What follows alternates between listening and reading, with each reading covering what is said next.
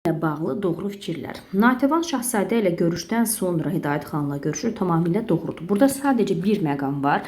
Natəvan bu Hidayət xanla görüşən müddətdə biz burada görürük ki, o birinci Seyid Hüseyin onun yanına gəlir. Çünki Seyid Hüseyin ona xəbər gətirmişdi ki, 5 nəfər Rusiyaya, 5 nəfər də Parisə oxumağa istedadlı gənclər tapmışıq. Sonra Hidayət xan gəlir, onunla görüşür. Görüşü bitirəndən sonra isə Mirzə Ruhullah gəlir və ona bildirir ki, bəs Məlikçi Dövlə səni görmək istəyir.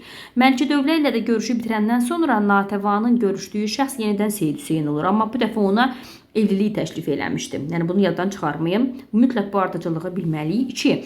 Seyid Hüseynin dilindən öyrənir ki, atası onu körpə ikən götürüb Tehrana fəhləliyə getmişdi. 2. Ona görə yanlışdır ki, bunu Seyid Hüseyin yox. Bunu onun xalası oğlu Mirzə Ruhullah söylədi. Mirzə Ruhullah bildirdi ki, bəs atan körpə ikən səni götürüb Tehrana fəhləliyə getmişdi. Seyid Hüseyin sadəcə bildirdi ki, atam Tehranda 14 saat xalı karxanasında işlədiyi üçün bu əzaba dözməyib öldü. Yəni bunu yadda saxlayın. Yəni ikinci fikir yanlışdır. Knyaz Xasay özünü avar sərgərdən adam kimi görmürdü. Əlbəttə Natəvan yanında belə görürdü.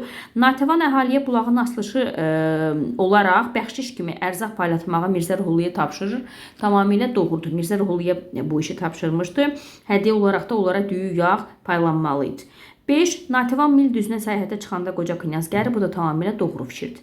Deməli, bizim yanlışımız olacaq burada. Daha doğrusu bizə doğrular lazımdır. Cavabımız 1, 4 və 5'dir. Cavab B variantı.